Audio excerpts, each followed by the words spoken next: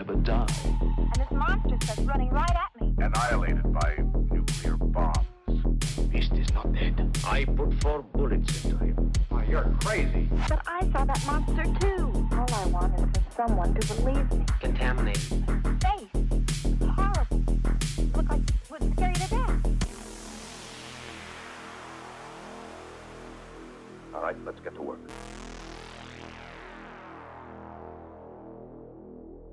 Beyond the shadows.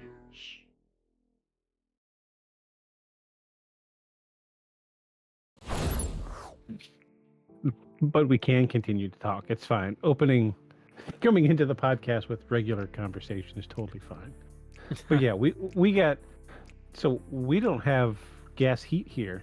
Nobody here on the Eastern Shore has gas heat unless you own like a 500-gallon propane tank, which some people do. They didn't run it as part of the utilities. Yeah. Somebody at work said that they don't bury propane because the water table is so high here that everything just floats eventually. Oh, so they don't want to bury natural gas lines for the house. Yeah. Makes sense. Like 90% of people here on the shore don't even have public sewage. Everybody's got septic tanks. I have sewage, but I live in the middle of town, so. Yeah, you would think the septic would float too if everything else did. Well, usually septic tank is very full. Yeah. People don't like paying to have their poop pumped. I see. Yeah. So, I mean, generally septic tanks have like a third of liquid anyway, right? And Yeah, then you have just because you overflow. have the leach field. The water runs off as it fills up. It runs over. It's when it gets too full of solids that's a problem. Yeah. Full of water is not a problem because it runs out into the leach field. We were selling a house once, or looking at a house with some clients, and Paul was like, I wonder where the leach field is. I was like, it's in the front yard. And he's like, how do you know? I was like, come here. And we stood up on the porch and you look down over the yard and where the leach lines, because it's like a big grid of PVC with holes in it, basically, is the leach field, right? Well, you could see where the grass was greener. Because you could see the spine of the leach field line, and then you could see the lines were offset going down the spine of it, right down the middle of the yard. I was like, it's right there. He's like, oh. I was like, yeah, that's not from them mowing. That's the leach field. He's like, huh. I guess the yard be Poop is a phenomenal fertilizer. It does really well. There's a reason we put so much chicken poop in fields, especially around here. Oh my God, I'm surrounded by cornfields here. Ironically enough, this close to the ocean, apparently corn is the big thing. Makes corn sense. and cotton. Makes sense. Corn was what they were, the folks in the Mayflower came over. That's what they were eating a whole lot of. But they back in the day. Corn. Yeah, back Oh, just there a we couple go. of years ago. I was wondering why that was so hard to pull on. That was close. Anyway, we're live. Welcome in, everybody. This is episode 127 of Beyond the Shadows podcast. We are your intrepid paranormal investigators. My name is Victus. I'm Aeon. And I'm Paul. And we are your wonderful hosts of Beyond the Shadows podcast. We got some new followers this week. Thanks for following. I'm hoping we get a couple more people in on the actual stream itself. I'm going to try my best to keep up with chat if people do come in. We did have a couple people come in and chat last week. They just popped in and said hello. They didn't say much of anything else. Nuts, I did not hit update on the stream information. That's okay. It'll be fine once it all goes down, when it gets posted and everything. It's updated now. Anyway, so we're doing a Christmas episode. Yes, the wonderful amalgam of Catholicism, capitalism, and mysticism all rolled into one. And we're going to hear about St. Nicholas today. Oh, yeah. The real St. Nicholas. So my wife actually... Yep. Go ahead.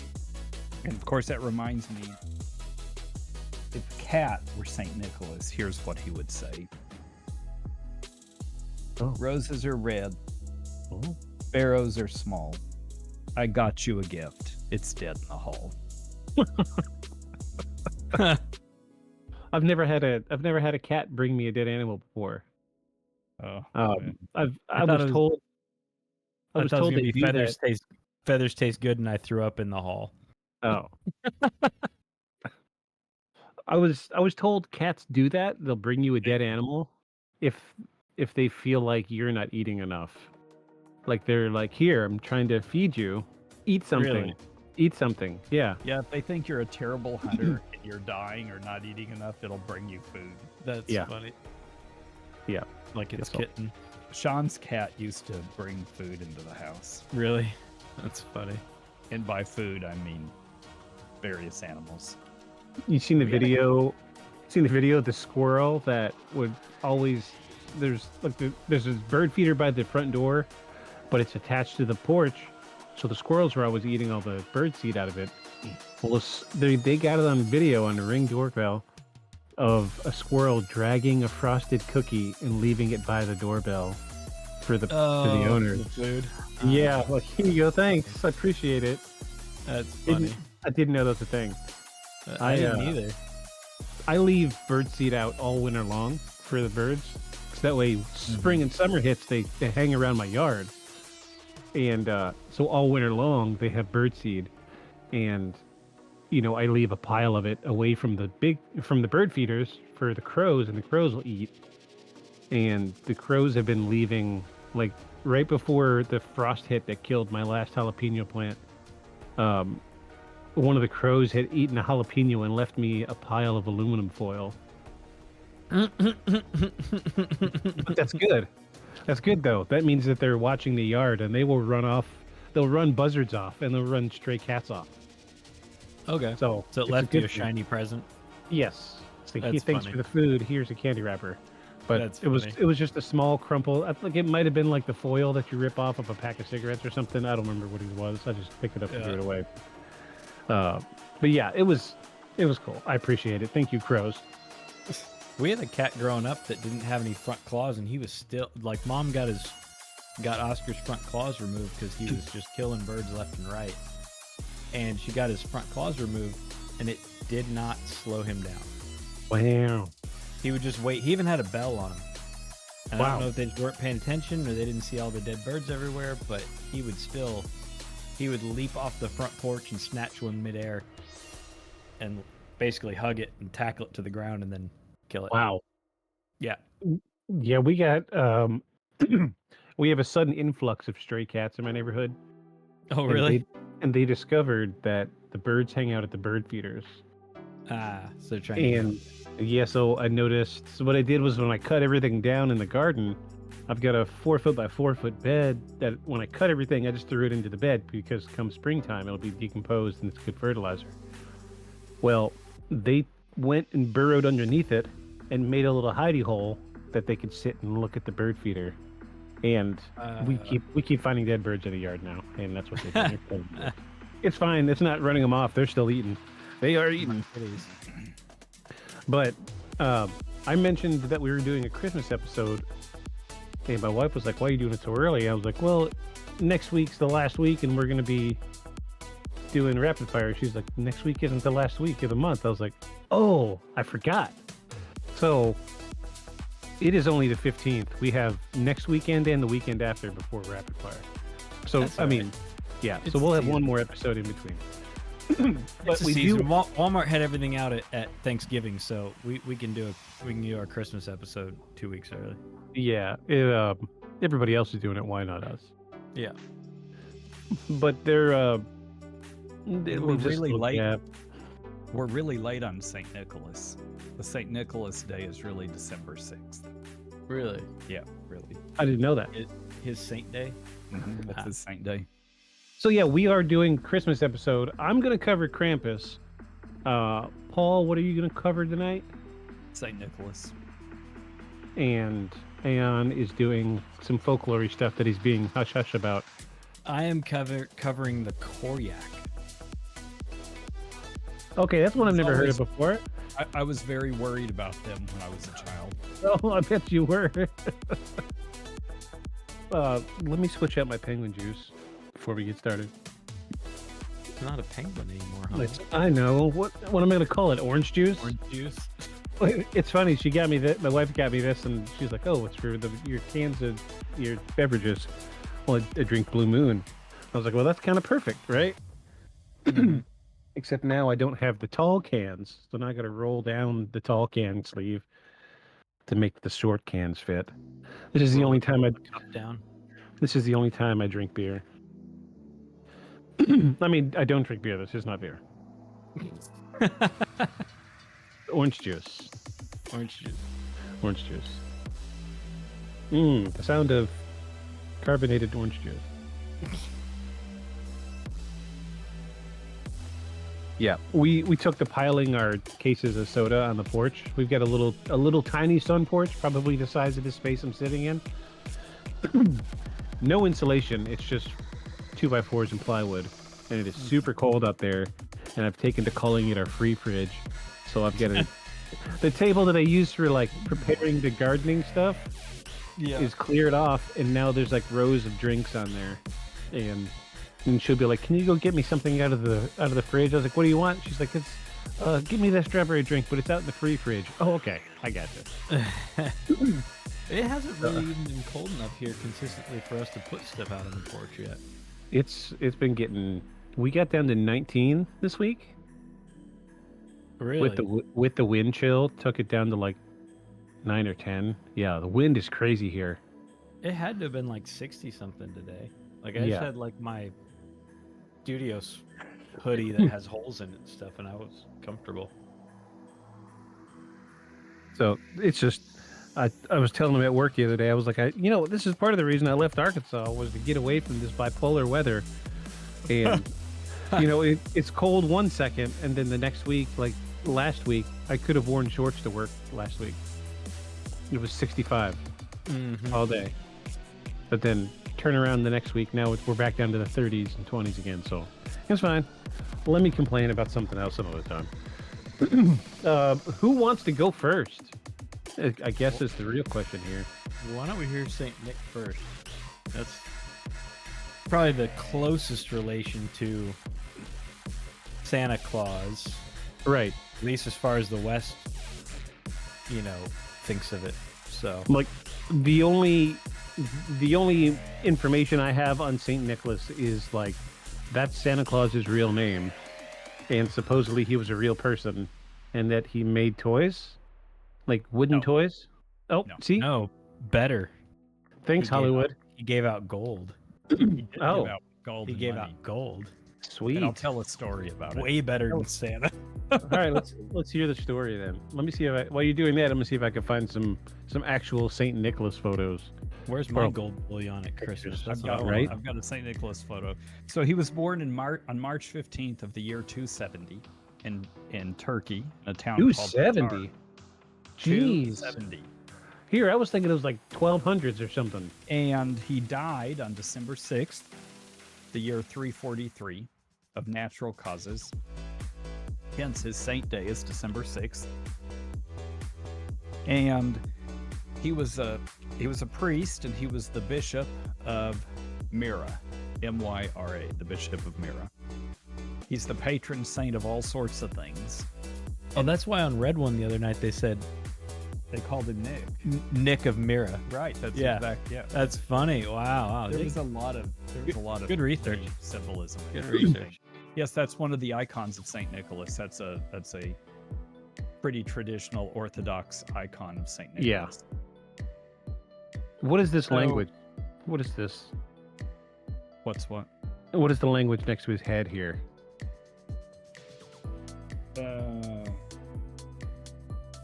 Like it almost spells Nicholas here. Niko with the arrow above it. Is that Greek? Might be. It might be Greek. It's Is that Old probably Greek? I can't really. Let me try to get over there. Looks like stylized Greek.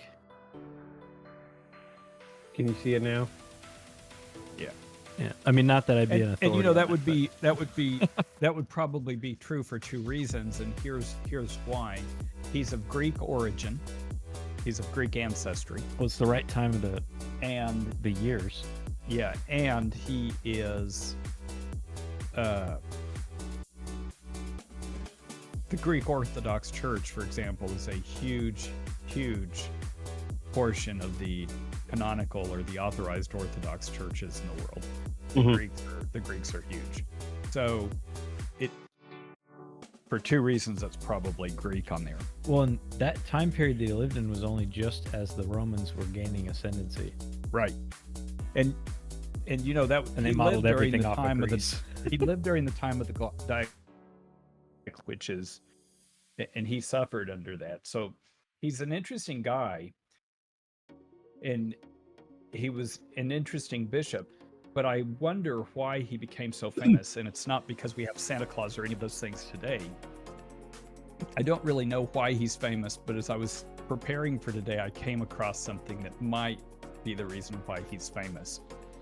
When I was doing my doctorate degree, I studied lesser known saints. That's part of what my doctorate thesis was about, was lesser known saints. I went to Spain, I went to different churches and looked at local saints, listened to their stories, wrote them down, you know, from local people.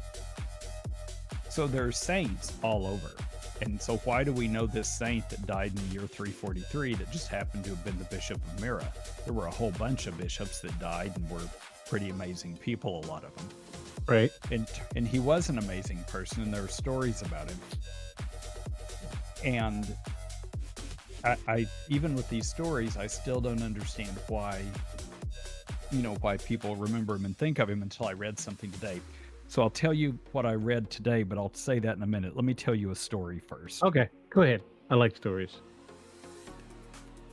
This is from the St. Nicholas Center, their website. It says, one story tells of a poor man with 3 daughters. In those days, a young woman's father had to offer a prospective husband something of value, a dowry. The larger the dowry, the better chance that a young woman would find a good husband. Without a dowry, the woman was unlikely to marry.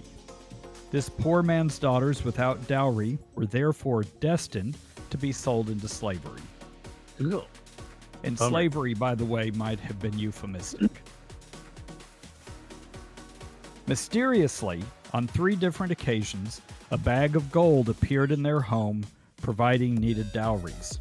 The bags of gold tossed through an open window are said to have landed in stockings or in shoes left before the fire to dry. This led to the custom of children hanging stockings or putting out shoes, eagerly awaiting gifts from St. Nicholas. Sometimes the story is told with gold balls instead of bags of gold. That is why 3 gold balls, sometimes represented as oranges, are one of the symbols for St. Nicholas. And so St. Nicholas is a gift giver. Ah, the Christmas orange thing. I was Christmas wondering orange where the thing. hell that Yeah, I never got that either. That's where it came from. And, you know, I have a lot of friends, you know, that grew up in the Protestant church, for example, or maybe not really in any church in this country. They're just kind of, you know, live in this country, so maybe they're sort of nominally Christian. But their parents would give them oranges, and because it just seemed to be the custom to do so. Here is something that I read that I thought was really interesting, and I'm going to try to find where I did it. So, You know, thankfully they upgraded the Christmas orange to those chocolate oranges. Look at that. Yeah, you know, but it's still the same idea, right? Yeah. It's like gift giving is oranges, it's like symbolizing the gold balls, all this stuff. And the Is idea that where the is, balls for the Christmas tree come from? The shiny balls in the Christmas tree? Is that what those are? Wow. So many Check things. that out. I found an old traditional illustration holding 3 oranges. Yep, 3 look sacks at of it. gold. Three Oh, sacks. oh of yeah, gold. that's 3 sacks of gold. Yeah. Right. I just assumed it was an orange. Oh, yeah, it's a sack of gold. Shame on me. So he's said to have, you know, loved children and did a lot of works of charity and helped people and did what he could. But he was the bishop, he was the pastor of that city, and he was the chief priest. So, of course, that's what he's supposed to be doing. He's supposed to be doing that. So what made him extra special? I've pastored churches and I've been the bishop of a place, and it's just what you're supposed to be doing. So I think, why in the world has he become so well known? Yeah, but do they normally fund the dowries of poor wayward Right. adolescents? Yeah, with gold. sometimes you do. If you have Really? the ability to do it, sure, you do it. Huh. Sometimes you do it. How many Okay. dowries did you give away? We don't have As a- dowries in this country. Listen, I know. the church has adopted a family, and Yeah. we have. Yeah, that's we, true. We spent 15 minutes today after service discussing Yeah. what it is we're going to do and how we're taking it to them and what they actually need, Yeah. Right. what they've asked for, and what we're going to bring. Yeah.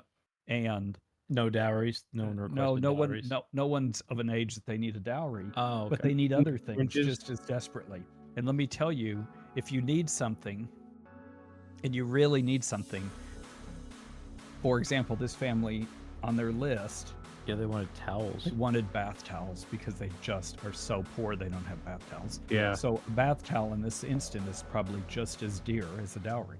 Right. Right. So, Right. so I wonder what happened that makes Saint Nicholas so known. Because sometimes you'll have saints like Saint Anthony. He levitated. He did all sorts of things. He was a reader of hearts and minds. He could tell stuff about you without you saying anything about it. So what's up with Saint Nicholas? So are you ready for the weird story? Yeah. Yes. This is what we're it here about, for. Is it about him and Jesus and bread? Under the Roman Emperor Diocletian, who ruthlessly persecuted Christians, Bishop Nicholas suffered for his faith, was exiled and imprisoned. The prisons were so full of bishops, priests, and deacons, there was no room for real criminals, murderers, thieves, and robbers. Brigands, highwaymen. After his release, Nicholas attended the Council of Nicaea in AD 325. So do y'all know what the Council of Nicaea is? I do Let me not. help you remember. Help me remember. Victus, did you For the go to first any time. church growing up? Oh, geez. I think the last time I went to church I was 14. What kind of church? What was the brand? I couldn't tell you. I went for a girl, man. Oh, I see. So The name.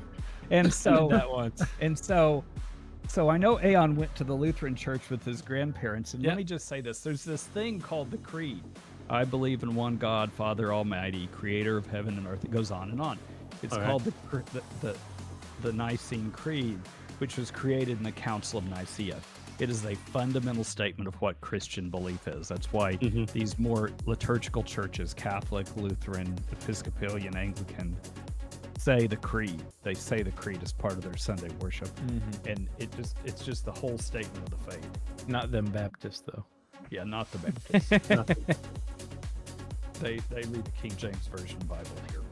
Yeah. So after attending the Council of Nicaea in 325, remember he dies in December 6th of 343 in Myra, where he's the bishop, and he's buried in his cathedral church, where a unique relic called manna formed Cool. in his grave. The liquid substance, said to have healing powers, fostered the growth of devotion to Nicholas. The anniversary of his death became a day of celebration, St. Nicholas Day, December 6th, or December 19th in the Julian calendar. Check out that awesome painting of him slapping this guy in the face. Right? Was it manna or was it more like ichor?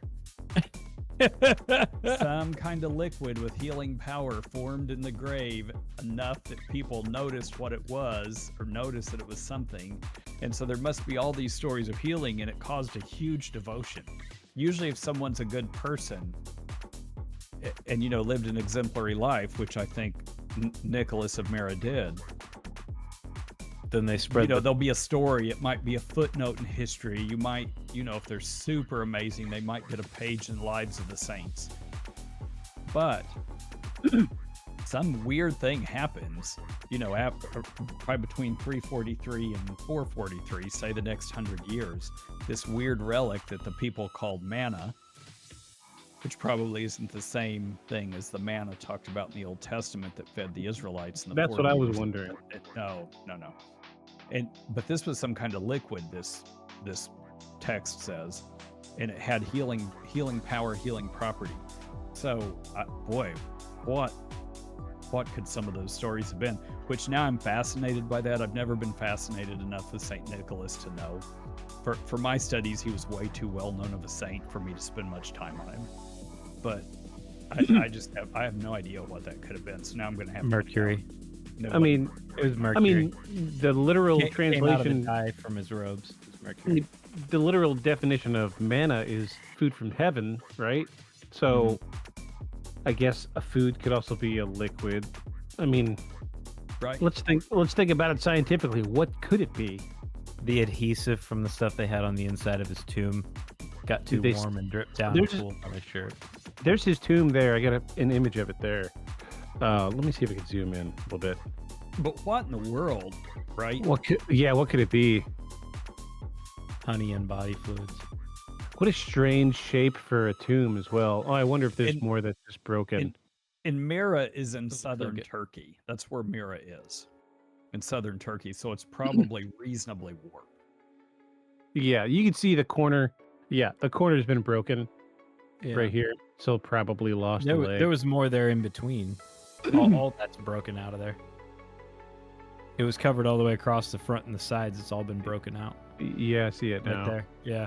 Because as Christians, we go and carry people, the saints' bones and all their body parts around, so all the churches can have one. Yeah, so you can make relics of finger bones and so on, covered in Yeah. gold. Covered in gold on a gold pillow inside of a gold cage, In a surrounded gold by box. more gold.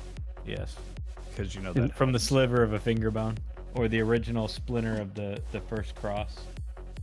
there's enough pieces of the true cross to reforest all of Europe. Or to make Noah's Ark. If you've ever been to most European countries, pick Amsterdam, because I've been there on St. Nicholas Day, December 6th. Mm-hmm.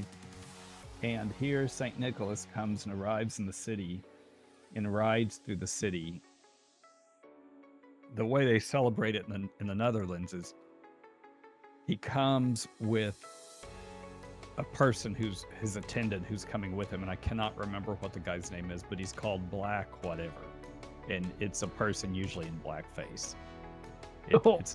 It symbolizes an African person, and I have no idea where that tradition came from. But it's really cute. All the children line the streets and they throw candy to them. And What year? What year is this again? when this is what they celebrate in Amsterdam, for example, this Right year. now. Today? Yeah. He not today, but on December 6th of this year, he arrived on a boat. He got onto a white horse. Someone else was coming with him on another horse, and they rode through the streets down a prescribed area and threw candy to the children. Who, the couple of years I went there, McDonald's made little hats for the children to wear with the McDonald arches that looked like a bishop's mitre. And it was funny. It was really cute. And so all these little children had these McDonald bishop mitres on that said, "I'm loving it." Oh And my gosh. They're all waiting to get candy as the St. Nicholas rode by on this big white horse. Speaking of consumerism, what do you think the traditional Christmas meal is in Japan? Don't look it up. I have no I'm idea. not. Hands up. I'm not Probably looking. probably some kind of fish. It is. Really? For what I'm- Christians eat? I'm gonna say. No, I'm gonna say all over Japan for Christmas. fish, rice, and bao. KFC. KFC. KFC. No joke. Wow. It's like what Jews eat on Christmas. Oh, they all go to Chinese they all get food. the duck. Yeah, they all go get Peking duck at the Chinese restaurant. How 'Cause They're weird. the only ones open. Right. It started because they're the only ones open, not celebrating it, like them and the Jews. Why do they go to KFC? Probably because throughout the world, for non-Christian countries such as Japan, It seems like a very Christmas- American holiday, right? Christmas must seem like a very American holiday. So they go And- get the very American thing. Yeah, the very American thing, KFC. KFC. So let me tell you a funny thing. Also, fast food's very expensive in Japan. Yeah. Like American branded fast food, very expensive. Going to the bento bowl place or the bento box place down the street, inexpensive. Well, I wish that's Branded how it worked food? here. Very Yeah. expensive. Right? Yeah. Let me get a So- bowl KFC of fresh and ramen McDonald's- for less than $1. I know that'd be amazing. KFC and McDonald's amazing, wouldn't are it? like that's like a nice meal out for most people in Ugh. Japan, as opposed to like going to the ramen shop or Yeah. the sushi place. Yeah. I'd way rather go to the ramen Right. shop or Well, something. because Would I? here, right, what do we have less of? Right. Right Yeah. there, they have less of those. They got plenty of the other, and they've grown up in it, eating it all the time. It's So- about what you got less of. It's So a here's special the funny thing. thing. So you say, how do you get Santa Claus? And pull up a picture of the St. Nicholas, like the icon of him. How do you get Santa Claus He's a dude with a white beard from this thing? and a red robe, Right. and white, So and little black bits in the fur that never make any sense whenever it's Santa Claus. He's got little black bits in the white fur. yeah, Never makes any sense. So you think, how does this happen? But that picture makes sense. Yeah, Yeah, that one looks like Santa Claus for sure. Yeah. Even that other one, the first one you had up. and so really, what Yeah. probably the red Yeah. suit is just vestments. Yeah. And while Saint Nicholas was not a martyr, meaning he wasn't killed for his faith, he died of natural causes. He's still wearing red, which is worn on certain things, especially all martyr days and feasts of the Holy Spirit. So here he's wearing red, and you see a lot of his iconography that he's wearing red. So that's sort of probably where the Santa Claus thing comes from. Yeah. Speaking of Dutch, my Dutch vocabulary, I probably have like a 200-word Dutch vocabulary today, which don't get excited, right? Because dogs have Okay. about the same vocabulary. So, I can say some words and phrases that we probably shouldn't say on the podcast. Yeah, that's the way I am with And- German. Yeah. So if you say Saint Nicholas is a Dutch person and you say it in Dutch, it sounds like Santa Claus. And in fact, if you probably go translate, and you translate Saint Nicholas into Dutch, and then you push the little thing to play it, it's going to sound like it says in Dutch. That's what I'm doing Santa right now. Yeah. So we're going to do English To Dutch, to Dutch. and then just Saint Nicholas.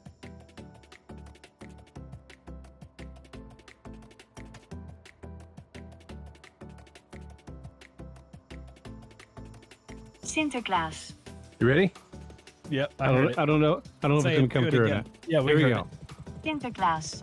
Yeah. Sinterklaas. They're saying Saint Nicholas. It's Only it sounds Sinter. like Santa Claus. Sinterklaas. Sinterklaas. Yeah. Sinterklaas. Sinterklaas. Right. Sinterklaas. And so, Yeah. yeah, and when you hear somebody saying in Dutch talking about Saint Nicholas and they're speaking fast, that's relatively slow. It sounds, to an American ear, it'll sound like Santa Claus. And Yeah. it's kind of funny. So of course here comes along Coca-Cola with their whole Give a Coke and Smile program and trying Yeah. to put Coca-Cola everywhere. And this whole idea of giving a gift, giving Coca-Cola. I think it was super brilliant to create for the majority of the Christian world something that's kind of a tip of the hat to St. Nicholas. And then what are we going to call it? It needs to be something that sounds like St. Nicholas, only it needs to be maybe a little different. And I swear, I think there's a bunch of Dutch influence in it. And suddenly it's Absolutely. Santa Absolutely. Claus. You want to talk about brilliant marketing. But as a kid in the 90s and 2000s, so the first year I remember them doing it, McDonald's or someone, like if you bought so much stuff, you racked up these points and you got one of the little Coca-Cola bears, right? And I love those. yeah, ever after, I had one for like 15 years. But ever after, every Christmas, I wanted a Coca-Cola bear. Even when I was old enough for that, stuffed animals not to really, but I had a whole collection of them. And every year Coca-Cola puts out Christmas ornaments. They're themed Christmas ornaments for that year.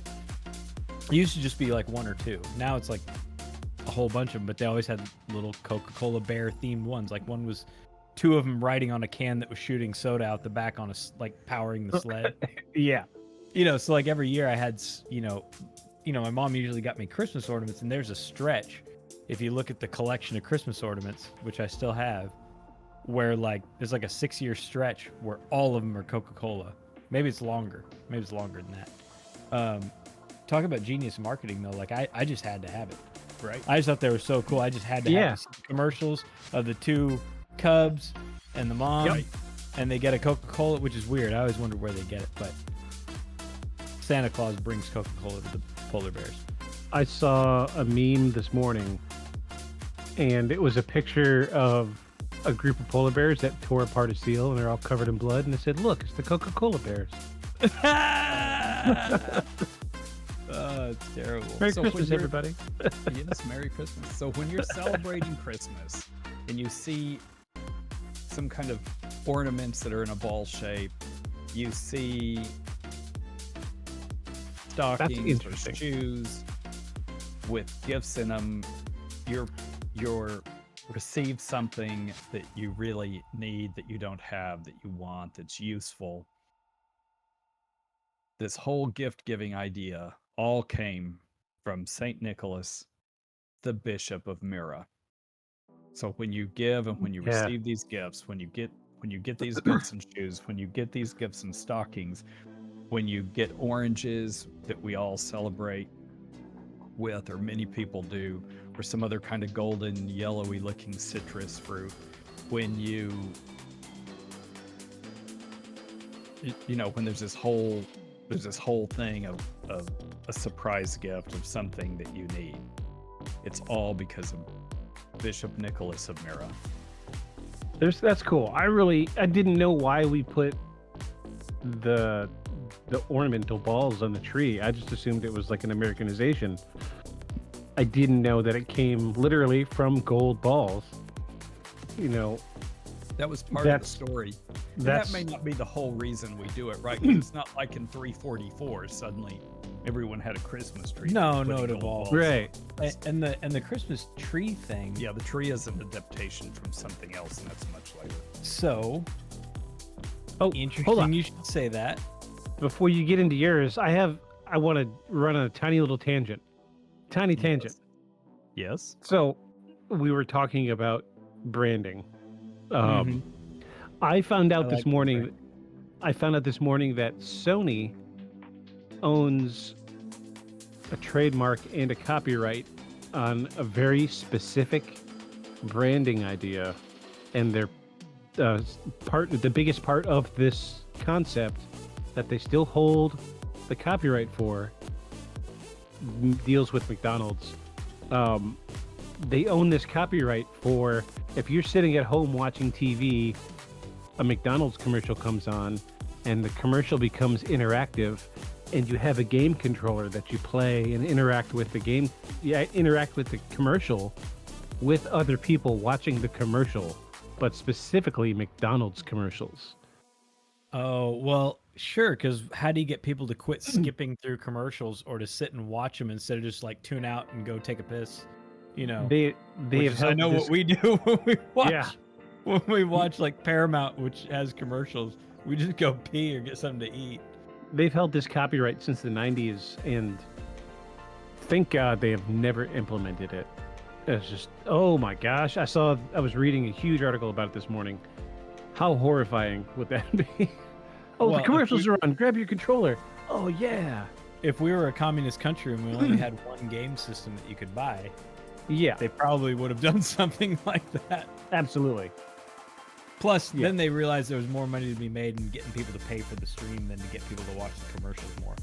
Yeah. People will always opt for the stream for, a subscription a month rather than have to watch the commercials. So yeah. Go ahead. Now, talking about Christmas trees. So I should mention. Paul gave us the evergreen thing really the place everybody likes to trace it to is Roman stuff. It comes out of pagan traditions of renewal, the fact that the pine tree stays green, it's like everlasting life. Druids in England used that the holly bush thing comes from them because they would bring it inside. It was considered a symbol of life. Holly berries they thought had healing properties. That's where a lot of the green and red stuff comes from, and from the St. Nicholas thing. It's all an amalgam of a lot of things. But so Paul's story gives you the concept of where the having a whole holiday and like a tradition around it comes from. I can give you where the consumerist secular tradition comes from. Oh, Reindeer, the chimney, the reindeer flying, the whole deal.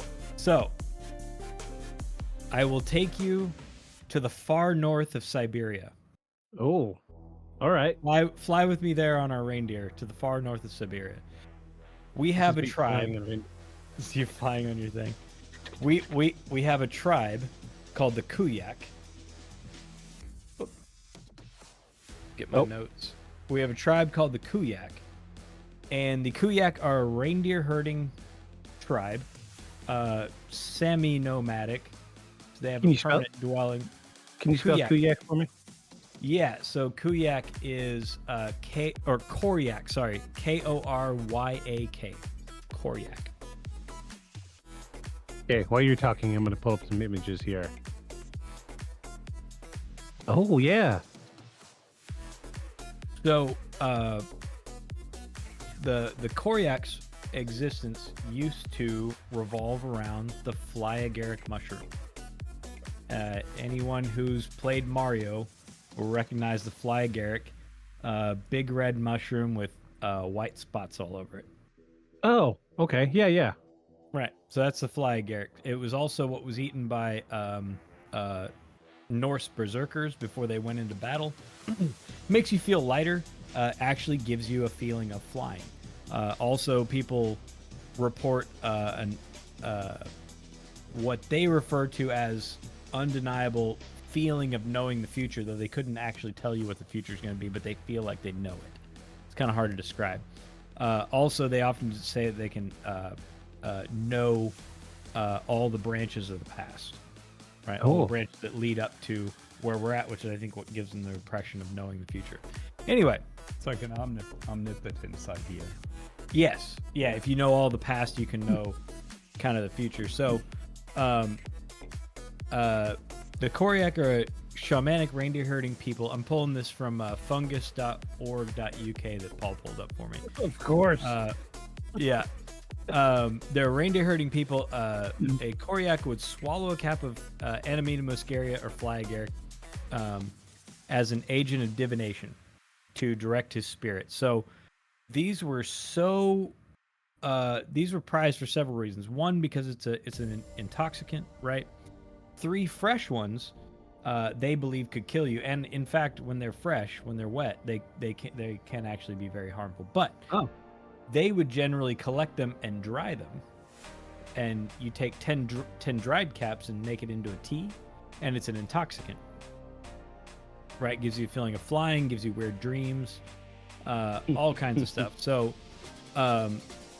they would dry, they would collect and dry these fungus. It tastes terrible, just steeped in water, and even worse fresh. It just awful. So awful that it's actually hard to even make yourself swallow it. Like your throat muscles rebel against it. It's that kind of bad. Yeah. Gross. Yeah. So they would, so either the women would pre-chew it and put it in rolls that the men would swallow whole, or they'd make it into a drink with some sort of berry called a whortleberry.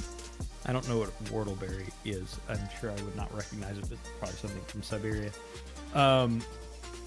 Or they would infuse it with willow herb, and some say it was very pleasant. Some say that people would drink it and they'd dance around and cry out in agony. So I guess it's a So it's one or the other. so, yeah. So I guess it's a. It's I guess either it's hit or very miss. Horrible. I guess it's an acquired taste.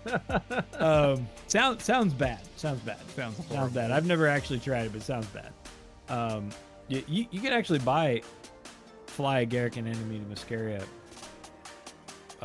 if you want to. I would say don't, because like I say, the wet ones are for sure, for humans at least, are pretty toxic. Interestingly, probably the way these tribes started eating these, and I'm going to get to the Santa Claus tie-in, I promise. Okay. Because their reindeer would travel ridiculous amounts of miles to find patches of them to eat. They would eat them until they fell over in a trance-like stupor on the ground and laid there. The reindeer.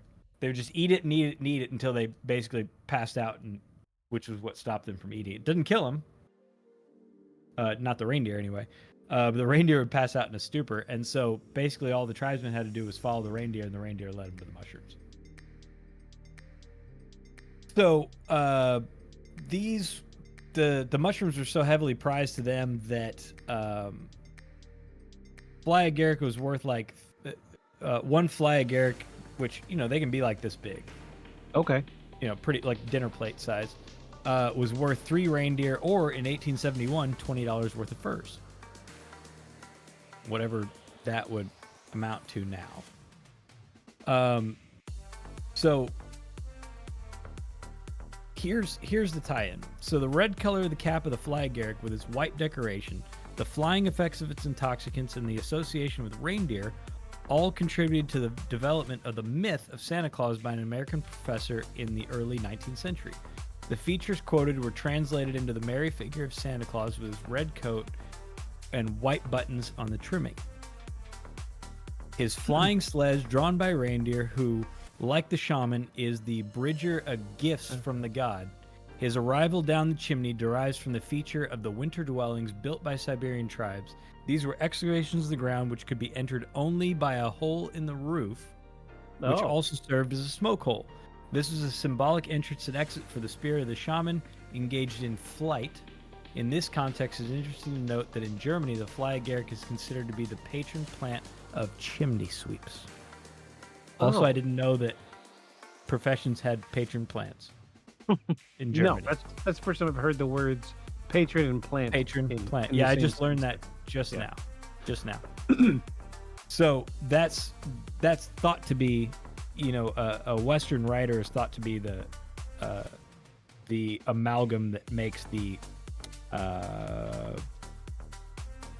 consumerist Jolly Saint Nick looking thing. But I would say that it was his knowledge of Saint Nicholas, right, and the vestments. Yeah. I think he just basically took stuff that was in his head and that stuff, and it all just kind of crashed into a big mess. Yeah, it definitely sounds like squishing them together. To be fair, these people, the Koryak, also wear red and white, fur-lined red clothing. They do. The fly agaric mushroom plays a huge part, or did play a huge part in their culture. I have no idea what it's like now, but according to these writings, it played a huge part in their culture. Gross fact about Amanita muscaria: it's also thought to be, or some claim it's likely what the Indian tradition of Soma was. Here's why. Eating Amanita muscaria is really rough on the gut. Cramps, muscle cramps, stomach cramps, lethargy, pain in the joints from some of the toxins that accompany the actual active ingredient. Once someone has ingested it, though, or in their case, reindeer have ingested it, the vast majority of the psychoactive compound is also peed out. And so, yes. And so it's collected, dried, and now you have a concentrated version of it. Yes. And in the traditions of Soma can be passed from one to another after ingestion. It's not really specified, but when they talk in the old writings about Soma, the Yeah. master would eat the soma and then pass it on afterwards to the Oh. student. I Yeah. had clients with their probation getting revoked trying to describe a similar thing as to how meth got in them. So Oh. they actually busted a group of people in Arkansas that were actually purifying methamphetamines from their urine because they were using it so heavily. Shock. Yeah, shock. Right, shock. So you have in this particular tradition, you have snow-locked lands, right? Almost the North Pole. The red vestments they're all wearing, the red and white of the Amanita, the reindeer, the sensation of flying the chimney, that's only in their winter dwellings. They roamed whenever it's not snow-locked. And this sort of mushroom at the center of their whole thing, plus a interesting creative writer from the West, sort of gelling the whole thing together Yeah. with his Western beliefs. And then you can see how this really fits together because you have St. Nicholas, you have Nicholas the bishop who would go and throw in things that people needed through the window. Right. Often would land, by the fireplace, which it's not like they all lived in big mansions. Yeah, you throw anything in the room, it probably landed above the Right, fireplace. that's exactly. And it's I not. know they would in my house, Yeah. or what used to be the fireplace. Yeah, and it's not like the interesting thing that I hear now, which I think the Western world has done to these stories, is this whole you better not cry, you better not pout, you better not shout, I'm telling you why. Santa Claus is coming, and he knows if you've been good or bad. Saint Nicholas, right? Saint Nicholas didn't care if you were good or bad. Right. He gave gifts, Right. to people who needed gifts. Mm-hmm. And Yeah. these people, this tribe, probably didn't care too much. They didn't think about it in such a binary way like we do in the West. No. And so this is sort of a really Western idea, and probably we've helped be pushed into this good-bad thing in part by what Victus is going to talk about. Yes. Yeah. Yeah. So now we're going to get to the shadowy end of it. So hang on. One Sure. last thing. One Go last ahead. thing. So the shaman would also bring down totems for protection in the winter through these chimneys. That's part of the gift. Oh, right. giving, right. Right. They leave it by the fire, which I guess would kind of be like the fireplace now. But ancillary fact that I came across when I was looking for this, because I have it in one of these mini books back here, but I could not find it, so I had to have Paul find this for me. But this same article talks about fairy rings, those fairy ring mushrooms. Yeah. Yeah. So I just thought this was funny because we were talking, it was talking about these shamanic people, and I remembered the thing about Soma. But let's see, where is it? Here we go. So causes attributed to the fairy rings include they're attributed to the formation of the ring included resting dragons causing bear patches, marking the position of treasure, which could not be obtained without the aid of fairies, thunder, lightning, ants, moles, haystacks, and cow urine. Okay. Sounds like a weird Saturday night. Yeah. Like, who figured that out? You know Also- what? Let me taste this. You know what? Need some. I know where the treasure is. So, Krampus. Krampus. Krampus. Let's Give get us into Krampus. freaking Krampus. Oh my gosh. So Punisher of all ills. I've learned so much tonight. I have. Yeah, there's going to be very long conversations coming up at the upcoming holiday stuff. Oh dang! I closed the window. I had Krampus stuff up. Oh, there we go. Everybody's favorite person, Krampus. good old Krampus. Makes I me wanted think to of a bring up. holiday special. Yeah, I wanted to bring up some traditional illustrations. This isn't a very good photo, but let me zoom in on this face.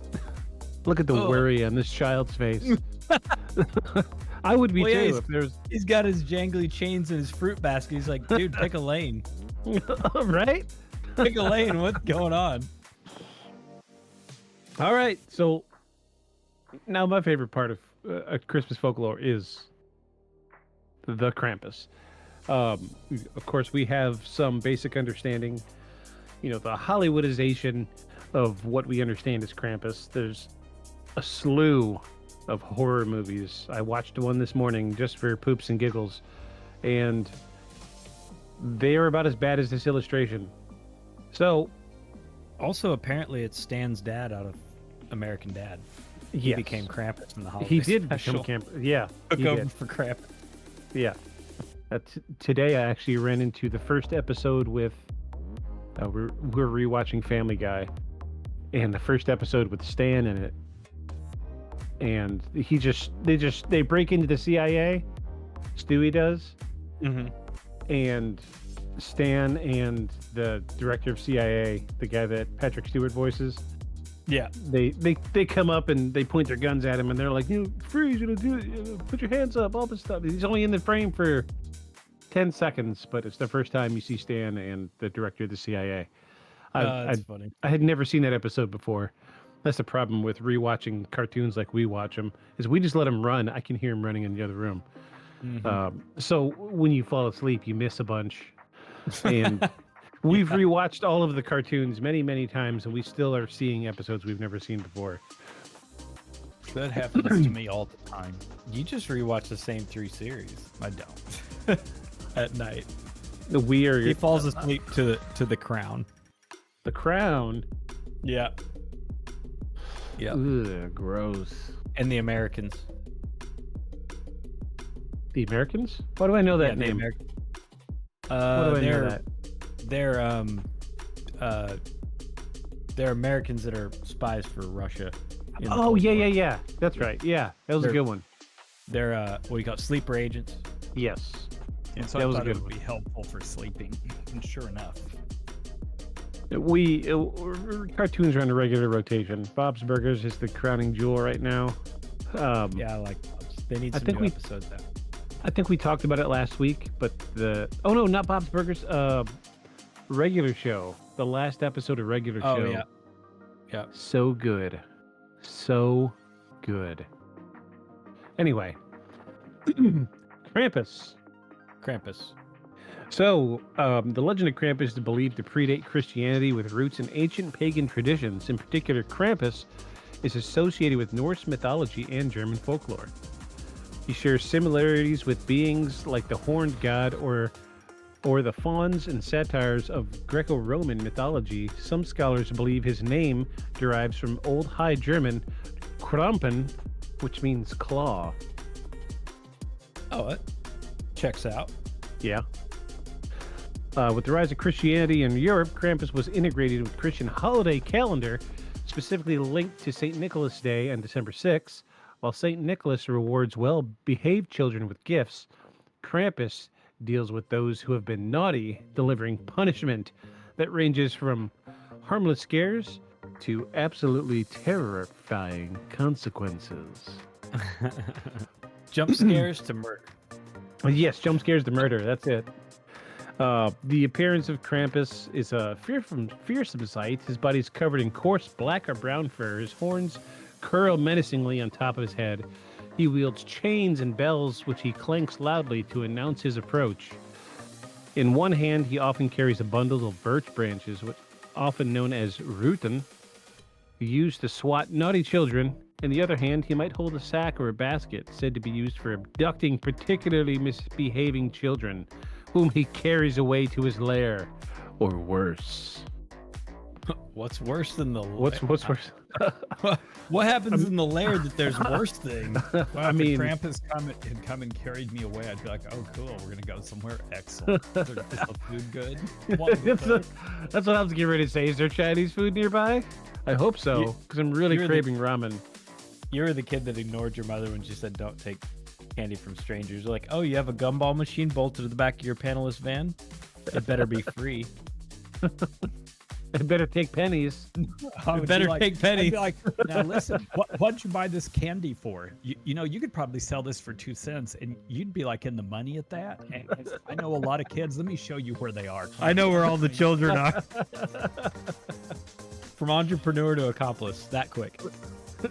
Look here, not everybody likes No, puppies. but before we see these children, I mean, I'm gonna need a about cut. my cut. You're gonna need a cut. Cut a gumball money. Yeah, not every child likes puppies, but if you got a couple kittens back here, Just to move that tear stain mattress. we're gonna need 2 vans. So the tradition of Krampus remains vibrant in parts of Central Europe, especially in Austria, Germany, Hungary, Slovenia, and Czech Republic. Modern-day Krampus celebrations often include Krampuslauf, which translates to Krampus Ruin, where people dressed as Krampus parade through the streets, rattling chains, ringing bells, and playfully terrorizing onlookers. I don't know if you've seen these videos. They're really cool. And some of them get really into it. Like they will carry this bundle of birch branches, and they are smacking the crap out of these kids. Wow, just running down the street chasing kids, smacking them with a bundle of sticks. Yeah. Holy crap. They get into it. It's kind of cool. I've always wanted to go to one. Let me see if I could find a decent image of Krampus. So have you seen people? those open hand palm slap competitions? Yes. So we're watching Red One. We watched it last night. And in it I don't know if it's true or not, but in the movie they said that was the traditional game of Krampuslauf. Here, They'd slap the crap out of each other, and that was the game. I was like, wow. So you have an evil dude coming to punish you, and the game that you play during it is slap the crap out of each other. Fun. Super fun. Sounds like a blast. I can go for the cosplay. I don't know about the slapping. So this is a picture of people in Germany dressed as Krampus. Yeah. Oh, there's a stick. That is not a bundle. That is just a straight up log he's carrying. Yeah, listen, it's logs. They dress as witches and ogres, and there's always somebody dressed as Krampus or several dressed as Krampus. It's really looks cool. I kind of been wanting to go to one. I would like to, but I don't want to get smacked with a stick. I've had a hard enough life. I don't need to be smacked with sticks on purpose. Go. Think about that. Plan that. 7 p.m. The parade starts. Expect to get smacked by sticks. Check. Take that off my bucket list. All right. That's funny. The only place I haven't been beaten is in public. Maybe we should go to Austria next Christmas. I don't know. Knock that off my list. The Christmas markets there are lovely. I'm sure they are. You know, we beat the hell out of them last night. Let's give them something nice. Let's give him something nice. So despite his fearsome reputation, Krampus has become a beloved figure in certain communities, symbolizing the balance between reward and punishment. Many festivals featuring Krampus parades, where participants dress as demon-like figures, complete with detailed masks and costumes, i.e. this photo in front of you. In recent decades, Krampus has experienced a resurgence in global popularity. He has appeared in films, television shows, and literature, evolving from terrifying folk figure to a more mischievous, darkly comedic character. In some cultures, Krampus has even been embraced as a symbol of rebellion against commercialized and overly... What is that word? S-A-C-C-H-A-R-I-N-E? Saccharine? Saccharine aspects of Christmas. Fakely sweet. Fakely sweet. Okay, gotcha. Krampus embodies the shadow side of human nature, a reminder that actions have consequences. His story underscores the importance of morality and discipline during a season often associated with excess and indulgence. The duality of Krampus and St. Nicholas also reflects the border of human theme, the interplay of good and evil, light, dark, reward, and punishment. which makes good sense. The tale of Krampus, dark and unsettling, remains captivating as a part of Christmas folklore, blending ancient traditions and modern festivities. Whether feared or celebrated, his presence adds a fascinating depth to the holiday. So yes, these were just broad strokes. I didn't know how detailed we were going to get. So the research I remember doing before, just on a whim, was if you were bad, Krampus would come in the middle of the night and he could either leave you coal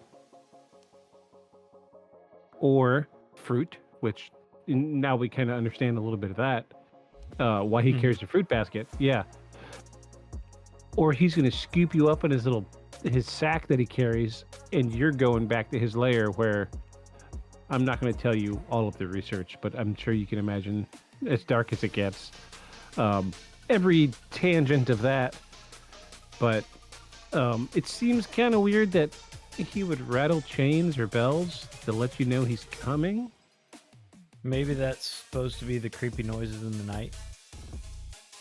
You know, Like it makes me, it makes me wonder if like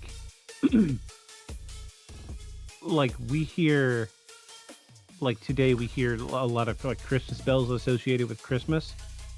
Oh, Surely that came from Krampus. the bells. Yeah, like maybe the bells are the reminder. You know, the amalgamation, into Santa Claus, what we have today. Yeah. You hear the bells coming. Oh, you better act up, or you better act straight because he's watching. Right. Comes from the Krampus stuff. Yeah, and the Santa always has bells on his sleigh and bells on his belt. maybe and, it's a trick to keep kids acting appropriately. Right, to remind you there's consequences. Like, I remember growing up, we would, my family we had a very large family in the part of Michigan that I grew up in. And it seemed like everybody had some kind of bells on their door. Mm-hmm. So Which I never, I never understood particularly why. But now it makes me think, it's because there's a big Polish community there when I lived in Michigan. So it makes me wonder if it has some tie-in with Krampus. You open the door, the bells ring, and you're reminded, remind the kids. Like an underlying, Right. social aspect that we just don't really know the roots of anymore. Yeah, it's so old we don't really think about it. Right. But there's some really terrifying pictures of Krampus. Well, there you go. He I don't already know what put the- one girl in his basket. Now he's just gonna beat this one, I guess. Yep, gonna beat this one with a look. This one doesn't even look like birch branches. Look, I'm gonna beat you with this wheat. Yeah, the one that's begging for her life there in the picture doesn't look particularly upset on her face. No, the other one is definitely crying into her hands. I wonder if the artist only could like paint one kind of face. Oh, yeah. So to show despair, he just covered it. Yeah, because his face is almost joyous. Yeah. Well, he's probably having fun. Oh, he's having a mean, blast. Yeah. He's doing he's doing his job and he's doing it well, But the kids are not liking it. I want to share one more sweet, awesome Krampus is picture with living his you. best life there. So There's we've all something seen. There's Oh, go something ahead. that's probably worth pointing out here from all these Krampus tales. So look at those shackles and look at the chain there and the whole idea of him coming and shackling and imprisoning, naughty children, naughty people, all that sort of thing. I ask you where the overkill in the American justice and penal system comes from and the whole iconography of it. I might suggest to you all there's a bunch of iconography in our penal system, in our prisons, and our punishment, the way we make it look. Because we do all sorts of things, supposedly, to make sure prisoners don't escape, and you don't really need to do all that stuff. But I think it's for effect, whether even we understand that's what we're doing or not. And it came from things probably much like this. Ideas like Much, that. Yeah. ideas much like this. That makes sense. So And there that's why is. it's so terrifying in some ways, especially for someone who has no experience Shackled, carried off, and imprisoned. That's Right. the whole Krampus thing, right? That is the whole Krampus theme, right? So there is a tangent of the Krampus folklore that says that he will go through town the night before Christmas and he will shackle all of the children that have been bad. And if you look really closely, you see the big brass shackle around his waist. Right. Mhm. So I've seen videos of them, one Krampus, like one mega Krampus walking down the street, and he has this brass thing around his waist with all the chains attached to it, and he'll be like dragging children by their necks. Oh, the costumes do? Yes. Oh my god. Down the street. So that was part of the folklore, was he would shackle these kids and he would drag them unwillingly away from their homes. They're like, this way he wouldn't have to hold on to the chain. Right. He could just drag them because they're attached to him. Huh.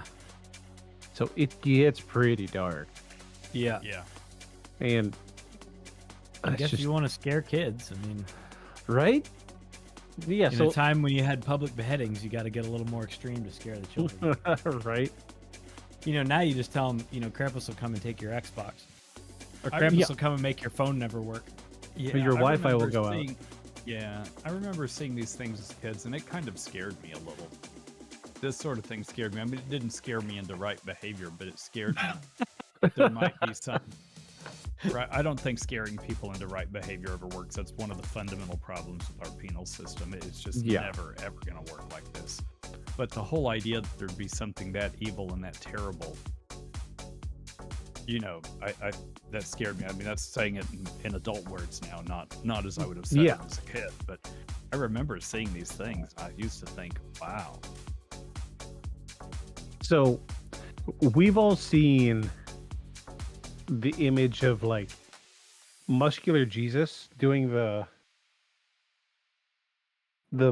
strong arm hold with a homeboy, or the white dude and the black dude holding arms together. Yeah. I've got a sweet Krampus picture to show you. Oh, no. Where's that? Here we go. Oh, no. That's funny. That's Is that like the very Last interesting Supper thing. going on behind him? I think it is, honestly. Like, No, I I don't wish this was a better resolution so I could zoom in a little bit better. I don't know where it came Oh. from. So here, let's talk about that idea for a minute, with that picture. So, a weird thing that kind of shows the juxtaposition of good and evil, and some people are like, listen, I've even heard the story or the myth that Saint Nicholas and Krampus are brothers. And Right. of course, that's, there's no historic basis for that. There really was a Bishop Nicholas of Myra, but these people are not, the Santa Claus or Saint Nicholas is not the brother of some demigod. Adopted brother. Yeah, no. But let me tell you something about this. I'm going to say something. Mythical beings have mixed families too. Yeah. I'm going to say something that's Oh, judge. little probably difficult sounding. So I grew up, before I left it, in what we called in those days the Mormon Church. And Okay. I think today they think that's a derogatory, so it's, the Church of Jesus Christ of Latter-day Saints, the Yeah. Utah bunch. So The the Utah Utah bunch. bunch back in the day, Lord knows what they teach now, because I don't care, haven't been involved with it. But they taught, and probably still do, that Jesus and Lucifer are brothers. Oh. And they teach about this whole idea of this war in heaven, and Lucifer was going to make sure that people did what they were supposed to. And if they didn't, there'd be consequences. So this is this whole idea. I wonder if some Mormons didn't get some idea like this, or, some of the people in the beginning. I don't know where they got this whole, Jesus and Lucifer are brothers sort of thing. Evolutionary myth telling. Evolutionary what? Myth telling. Myth I mean, right. that's how that stuff. That's how But- storytelling. But I guess the point of that is we see this sort of thing. The good and the evil brother. This is an iconographic, an iconic sort of thing, because that's even where you get the idea of literally, I'm the good twin, and it was the bad twin that did this. This is the whole bad twin idea, right? Yeah. And I think that that's very interesting, and it always makes you think about it. When I was a kid, seeing the Krampus stuff didn't make me think about that, but it did make me question the problem of good and evil and why God would allow that. In fact, that may sound pretty heady for a child to think that, but really I would seriously think, why would God allow such a bad thing to happen? And isn't that just the whole question? Isn't that one of our questions of humanity? Why is this happening? Yeah. Why do bad things happen? Why does evil exist? If there's even such a thing as it. Food for thought. It makes me wonder if the idea of Krampus and Santa Claus isn't the early way of adopting children's concepts of good and evil. Is that what you're getting at? Sure. I mean, you know, it may be, especially when you see pictures like this. This is not a historic picture. This is something. No, this that's is new. something somebody AI generated Right. recently. Oh, this is AI. Yeah. You want me to zoom in on this horrible hand?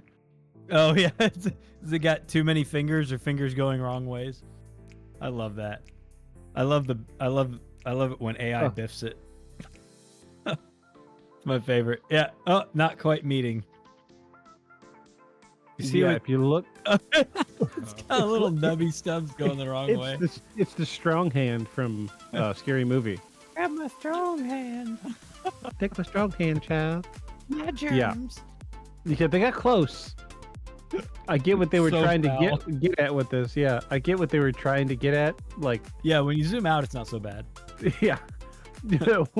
From what I'm seeing, I've got a huge 40-inch monitor in front of me. It's even zoomed out. I see it. It's horrible. Oh yeah.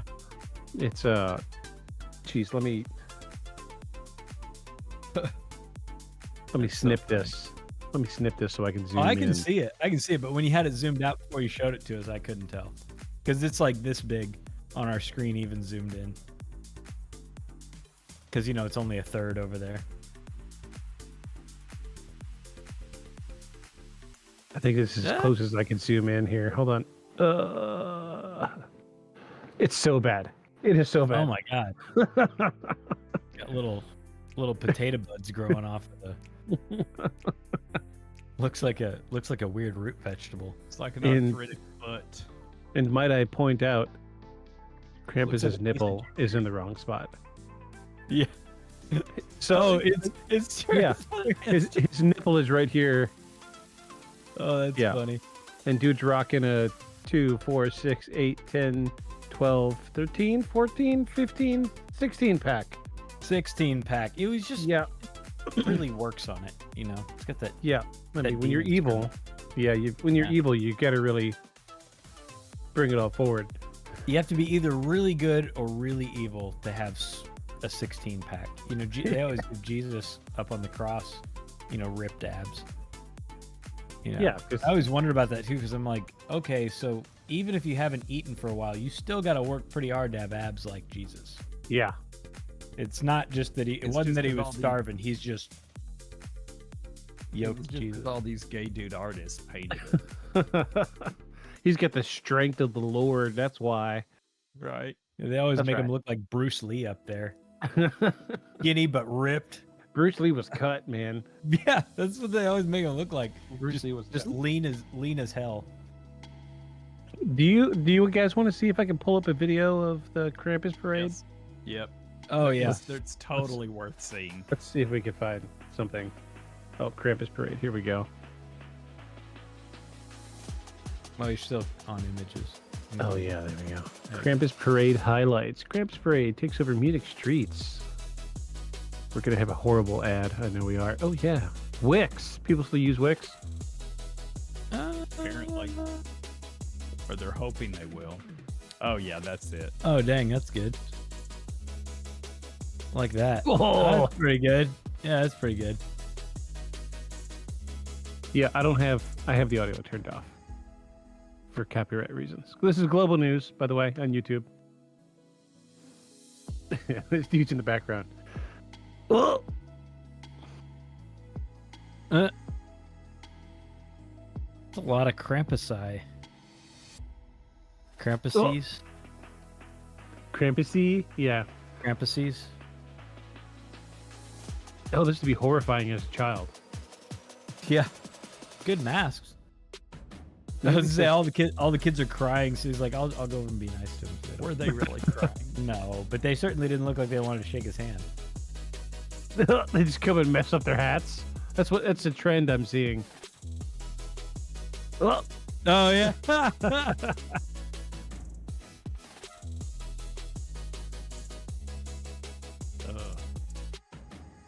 Have you ever been to a Russian spa? no. All the Russian dudes look like that. No. No. If you ever get a chance to go to a Russian spa and have Get like it. spa treatments and stuff, one of the things they do is they have like these sticks, and part of the spa treatment massage thing is they hit you with these sticks. That sounds What? not fun. That sounds I'm- horrible. I'm serious. They beat you with little willow branches. That sounds I terrible. don't think it's willow branches here. Let me see the story. Sounds So every time I see that, I always think of that. Oh yeah, dude's cool looking with his little basket full of sticks. Yeah. giant bells. Did you see that? The giant bells on the back of his belt. Some of them have like Potter. Oh, those are bells. That's what it is. The big things on their back are bells. Yeah. Too. Okay. I was like, that's a weird looking basket. It's all facing wrong. It's bells. Cool. That's interesting. Yeah, it's just something I've only seen like in passing. Oh, Krampus parade in New Orleans. Oh, that should be good. Yeah. All sorts of debauchery in that place. This should be real good. So basically, they apply this thing made of oak leaves, which is soaked in warm water. Oh, that may not be it. They soak it in vinegar and salt and slap you with it. Yeah, it's like the cat of nine tails. Ugh. Like, isn't this relaxing? Oh, that's worse than Krampus. Yeah, I'm a Yeah, little more those are the creeped out by ogres. these. Those are the ogres. That's like the witches, the ogres. Oh, they did it like. That one's got bloody bits. Ugh. So they have leafy branches they hit you with, usually oak, to invigorate the body. Hmm. I guess if that's the word you want to use. Invigorate. And increase blood flow or whatever, I don't know. Of all the ways to increase blood flow, After some sort of a steam bath. getting whacked with branches was not up on the list It'd be amazing. of things I We would can have try thought it. of. Ooh, there's a good Krampus. Oh, he's actually slapping his little branches around. I mean, interesting the delineation between American and European. Oh, Parade. he's blowing out bubbles, but over smoke. Ooh. That was Kinda cool. Yeah. Oh yeah, smoke-filled bubbles. Make That's little- cool. Yeah, smoke-filled bubbles. Huh. Yeah, that's wild. Yeah, the delineation between American and European Krampus parades are really very interesting. You're much better.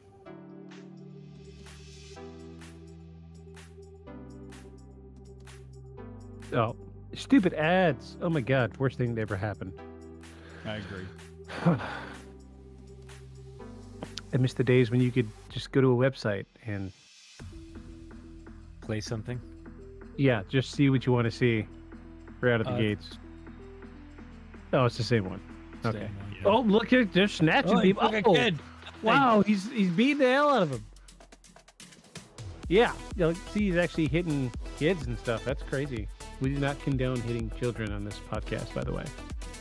The Germans do, This apparently. is this Germany? Where is this? In Munich? Oh, Yeah. yeah. Munich, yeah.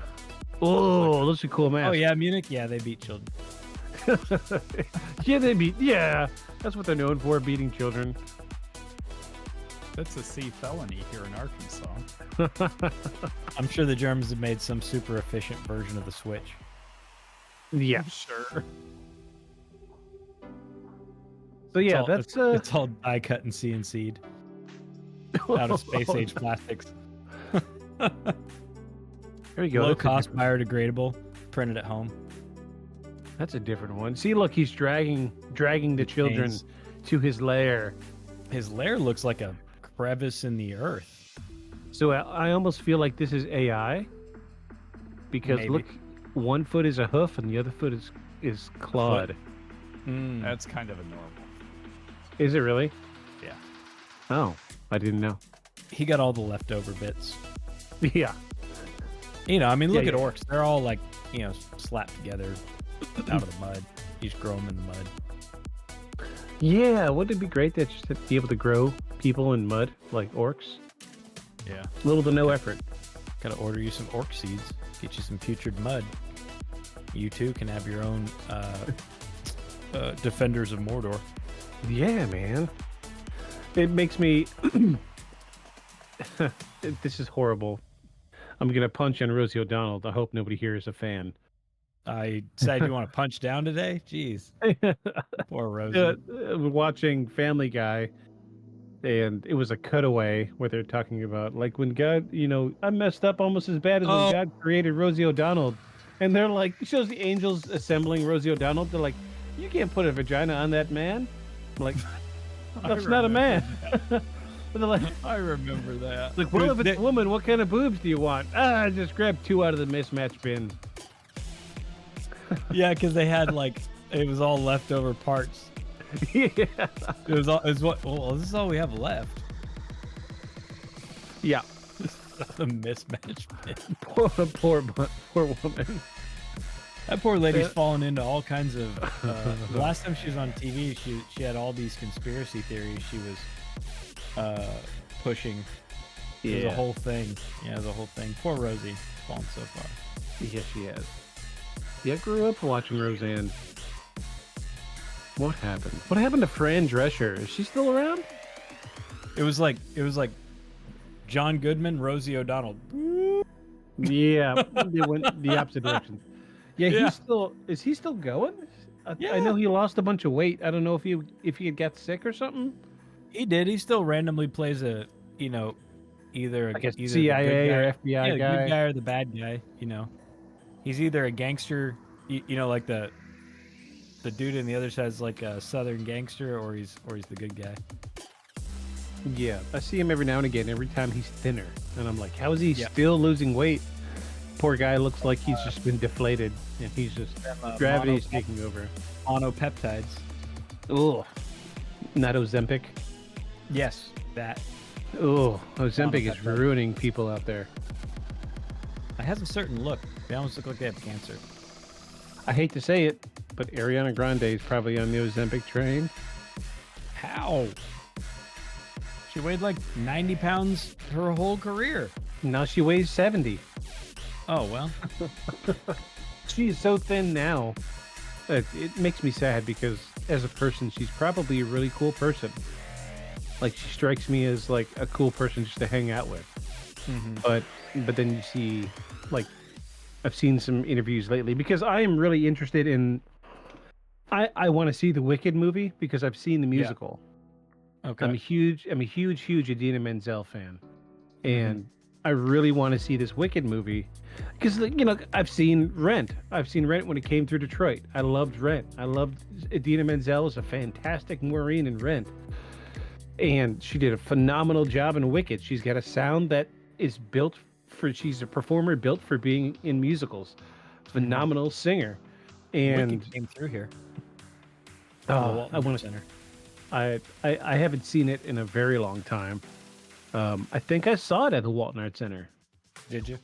many moons ago. But it did have Idina Menzel in it, and that's why I went and saw it. But now that they've got a whole new person playing her role, you know, and of course Kristen Chenoweth, she's got a unique sound too. So, you know, this fantastic singer mixed with like a woman with a, let's be frank, a really unique voice, like Kristen Chenoweth. You know, she can sing too. Made for a fantastic production. And so I'm just wondering what this movie is going to be like, because I really liked the movie version of Rent. It was phenomenal. You know, they kept 3/4 of the original cast, and I really want to see where this Wicked movie is going to go. I know that Ariana Grande is going to do a good job, but I don't know this other girl. And it's like getting ready to see a train wreck happen. You know it's coming, but you're going to want to watch anyway. When I saw the ad for Wicked, I did not even know that was Ariana Grande. Yeah, same. When I saw it the first time, she looks that different. From her, like, you know, when she debuted singing as like one of the opening acts of the Grammys. Well, wouldn't it be amazing if we went and saw the movie? I already knew you were gonna say that. You should go see it, but don't tell me how it is. I'm sorry.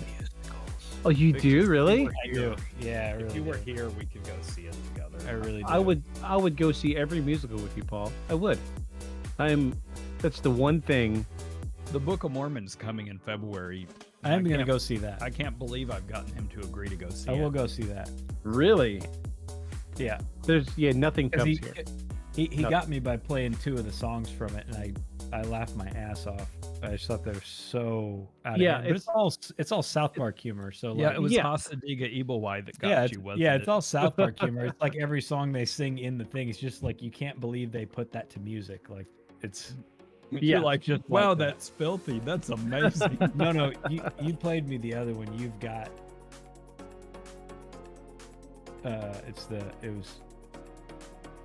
We want to tell you a story yeah. of Joseph Smith, the American Moses. Yeah. Yeah, it was so bad. Yeah, But I- so bad. I challenge you. Evilwise, those pretty bad. It's foul. It's foul. I challenge you. Go listen to the original production. Defying Gravity is my favorite song from the original Wicked production. Listen to Idina Menzel sing it, or rather, go watch her live sing it because she's better live. And then listen to the Defying Gravity version from the movie, and you're just gonna be like, Really? like they did it for Rent. Why not put her in the movie? I mean, she's still a decently attractive woman. Put her in. She'll do just fine in the movie. I think I just saw her in that parade. Which one? You're being mean. Krampus. That's me punching you through the camera. I know. Don't you talk bad on Idina Menzel. Listen, she just needed that acting job over there in Munich. I actually, on the same thread of, I said Ariana Grande is probably a cool person just to hang out with. I actually just tagged one of my favorite rappers on Facebook, hoping he's going to respond. I tagged Logic, and I'm like, Did you? I was What like, about? music aside, dude is probably one of the most down to earth, coolest guys that I don't know. Like, his music is so heavily influenced by video games. Like, Right. I couldn't count on both hands how many times he references Fortnite. So it's just, where's my Logic Pop? It's back there on the shelf. It's right here. It's a limited edition Logic Pop. My plan was to take it to this convention that came a couple months ago, but I wasn't able to get time off from stupid Walmart because he was going to be there. You can get him to sign it. Yeah, that was the plan, but I never got time off. So, but Logic, I tagged Logic. I was trying to get him and Neil deGrasse Tyson. I tag him all the time. I'm like, look, if you guys want to just hang out, because they're both from here. Logic was actually born and raised like an hour north of me. Oh, really? I didn't Yeah. know that. Yeah, he's from Maryland. So, but he talks about every album he's got. He's always talking about East Coast and stuff. So this is where he's from. And Neil deGrasse Tyson is from Virginia. And he's got an honorary doctorate at Virginia Tech in astrophysics. And he just shows up at Virginia Tech all the time. I'm like, look, you just come publish through. a lot of papers when you start getting honorary doctorates. Right? Yeah, dude is. Yeah. But So, yeah, yeah. whatever. You would have had another one by now if you went for another one anyway. We'll just give you one. It's fine. I keep tagging these guys because one day I just, I have dreams about it. I'm like, a motorcade of blacked out SUVs are gonna pull up, and either Logic or Neil deGrasse Tyson is gonna step out and be like, "What's up, bro?" I feel like Neil just drives himself in his Yeah, he car probably places. does. Yeah, I was just talking to a guy at work the other day about it. I was, because I was showing off my new phone case. I got this phone case with an octopus engraved in the back of it. Oh, that's cool. But it makes my phone really thin, and I was like, I really like it because it shows how thin my phone is. And I was like, did you know that Neil deGrasse Tyson does not put a case on his phone? Like a A heathen? case, no Jeez. case at all. He said because technology is so advanced and phones are so incredibly technologically advanced that it just seems a shame to put something on something so small and thin to make it big and bulky. So here's my only counter argument to that. Have you ever, well, I don't know what kind of phone he has. But if you have an iPhone, try carrying your iPhone around for a week with nothing on it. The thing is slick as hell. Yeah, 'Cause he's the an back, iPhone. the back is glass. Yeah. For the induction charging, it's glass. Try to set it up on something, it flops down. Try to set it on your lap, it slides off and hits the floor. It is ridiculous.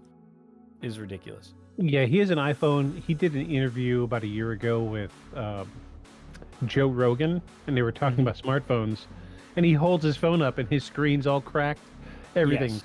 He's like, I Also drop that. it all the time, but I love how small it is. Oh, Paul went without a case and his phone lasted 4 weeks. oh no.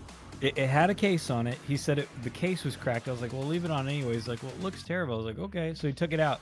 The screen was cracked within 2, and then he cracked the glass back Oh, that's the worst. of the phone, like by the end of the 4 weeks. So That is the worst. He gets otter boxes. Yeah, I did have a big bulky case, but my phone's kind of sexy. I got the Google Pixel, the Pro, and I like how thin it is. And this is the first case that I like it because I could still use the wireless charging and all that jazz. I don't do selfies anymore, so I don't need a pop socket or nothing. I was like, give me something cool. I don't and this do is those. this is actual walnut on the back of this phone. I feel like pop sockets what? are kind of cringe, Oh. personally. People with pop sockets on their phone, it gives me a bit of the ick. Well, I used to take a lot of selfies. I did. Yeah. And now not so much. I'm to the point now if I'm gonna take We all make You know. mistakes, man. It's all right. sorry. No judgment.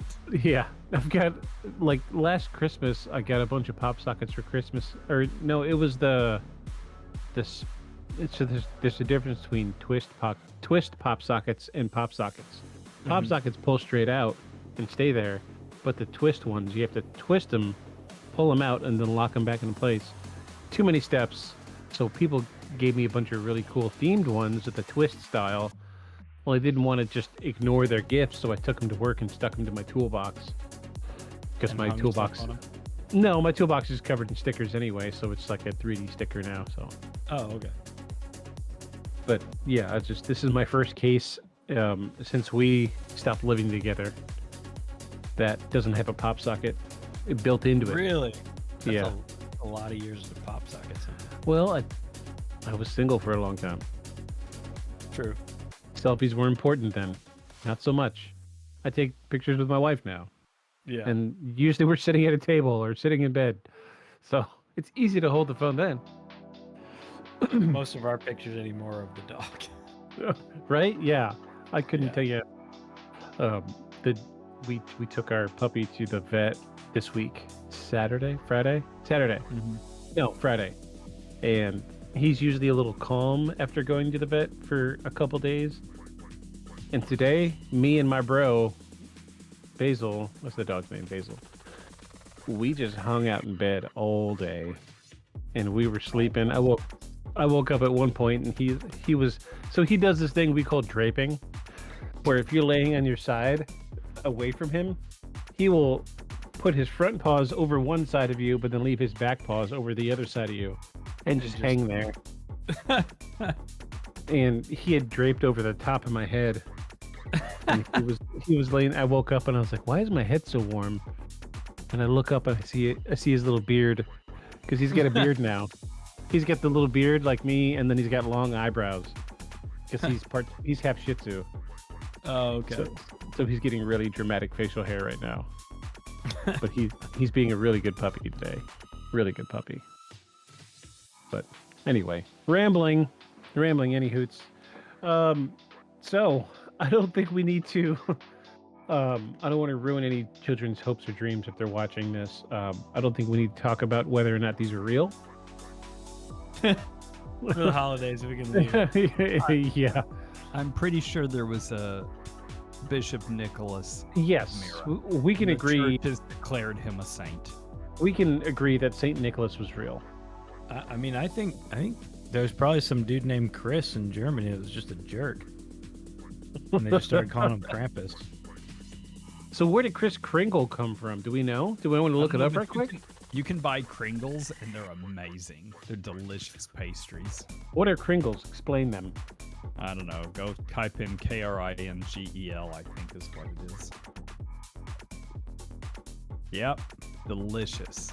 Delicious pastry. And if you want to buy one for Christmas, too bad. You can buy one for next year because they already have sold out. Oh, they're huge. Yeah, they're gigantic and they're delicious. Oh, reminds me of yes. the I know king what these cake. are. Yeah, that's Reminds me of the exactly king what it cake. reminds me of. Yeah, except they taste much better. Yeah, well, I mean that it's a cake in a donut shape. That's what I mean. So let's see I'll where. just get you a king cake then, and I'll have the Kringle. Since it's just the same. It's just now you're saying things I didn't say. The origins of Kris Kringle, also known as Santa Claus, can be traced back to Germany, Norse folklore, Protestant Reformation. The German word Christkindl, which means Christ child. During the Christmas season, German children believed that the baby Jesus brought presents. Martin Luther, the leader of the Protestant Reformation, introduced the Christkind as a gift bringer to shift the focus of gift giving away from saints. Huh. The idea of a figure bringing gifts to children at Christmas Eve came from Norse folklore. Odin, the god of winter and magic, would leave presents for children during midwinter. Early representations of gift givers from church history and folklore merged with the English character Father Christmas to create Santa Claus, the Dutch form of Sinterklaas, across the Atlantic in the early 19th century, giving rise to the Americanized name of Santa Claus. Odin sounds better to me than that hogwash from those Protestants. Odin. So I tell this little tidbit all the time, and I love this tidbit. The days of the week, did you know they're named after Norse gods? Yep. Yeah. We did. So Odin's Day is Wednesday, Thor's Day is Thursday, Freya's Day is Friday, and Well, then Odin's also known as Woad. Oh, really? Another name for him. Yeah, Woad. So Odin's Day. Yep. Yeah.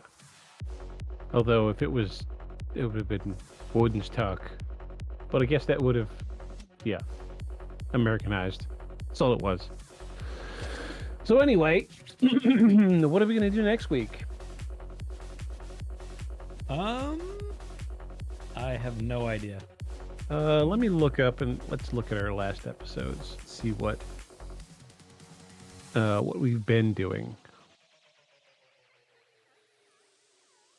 So MK Ultra was last week. Then we did Philadelphia Experiment, Rapid Fire. We did a cryptid before that, Conspiracy, UFO, 2 UFOs in a row. Then an Guess we alien. haven't done Let's do some miraculous happening. We haven't done a ghost since October. Oh, maybe we need to do that. Yeah, something paranormal. Let's shoot for something ghostly for next week then. And then the week after that will be Rapid Fire. So start sending them to me. Okay. The viewers out there, if you want to submit any like TikToks, Facebook Reels, YouTube Shorts, what have you, You can copy, paste the link, send it to us on Instagram, Facebook, what have you. Let me show you our icon. This is our face. It's everywhere. It's right here above us, or above me, next to them. Beyond the Shadows Podcast. You can directly email us at beyondtheshadowspodcast@gmail.com. Send us links, what have you. Rapid Fire's coming up. We got a week and a half to go before we start really compiling videos for the Rapid Fire episode. So I know Aeon will deluge me with tons of videos, as he always does. I think I just get out my shovel and start digging. Yeah, they come to you organically. I have to dig for them. I've tried and tried. The algorithm does. I'm too much on social media. The algorithm doesn't work for me. Yeah. Yeah. So I don't sleep super well, so I spend a lot of nights doom scrolling. Yep, that's me. Mm-hmm. Or it's rather like face down, me hugging a pillow. Let's do it. Yeah. Oh, I should watch that anime. Screenshot. Yeah. Yeah. BT Dubs Don is on Hulu now. I started watching it. It's pretty good. It is good. Yeah. I started watching it. At first, I was like, I don't care for the overly sexualized stuff, but Yeah. I think it was just the first episode was a little adult themed. Yeah. But it turned I've also out. been watching Overlord. The one with the cross in the title.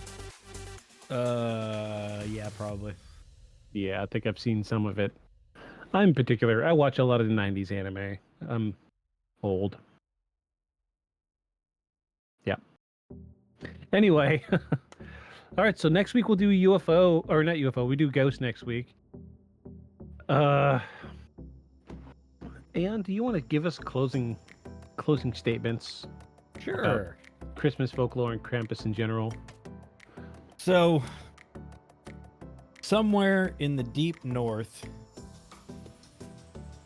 not far from House Stark, there is Trying to give you sound effects, but the audio clipping. there is a man named Nick who rides across the frozen steppe on a flying reindeer, eating a sack of mushrooms and beating little kids with green pine boughs as he passes. So from mysticism to Catholicism to consumerisms, all the isms rolled up into one sort of fruitcake, if you will. Oh, Of I see what you did there.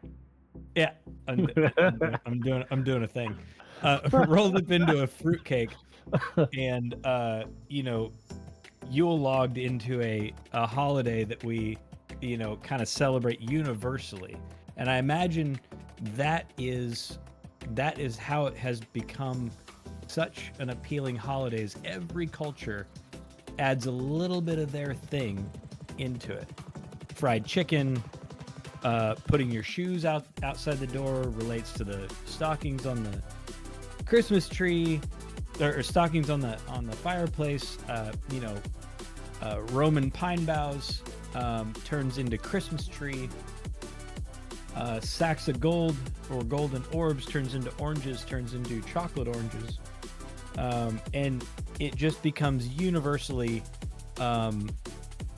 homogenized holiday that everybody can kind of get with. So whether you go to the Krampus festival, you munch on Mario mushrooms, or you go to midnight mass, if you want to know the origins of all the things, you should follow us Beyond the Christmassy Shadows. Good night, everybody. Good night.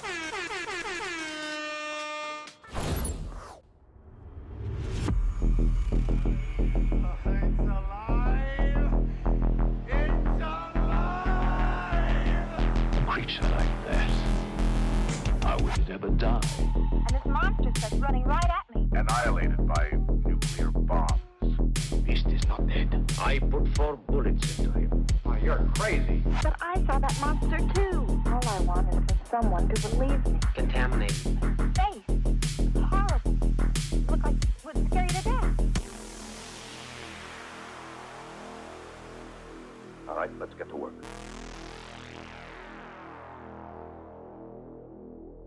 Beyond the shadows.